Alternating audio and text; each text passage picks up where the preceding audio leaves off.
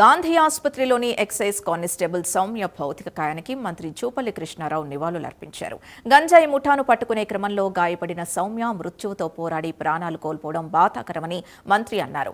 సౌమ్య కుటుంబానికి ఆర్థిక సహాయం కింద ప్రభుత్వం ₹1 కోటి ప్రకటించడంతో పాటు ఒకరికి ప్రభుత్వ ఉద్యోగాన్ని ఇవ్వాలని సూచించిందని ఆయన తెలిపారు. సౌమ్య కుటుంబానికి అన్ని వేళలా అండగా ఉంటామని మంత్రి జూపల్లి భరోసా ఇచ్చారు.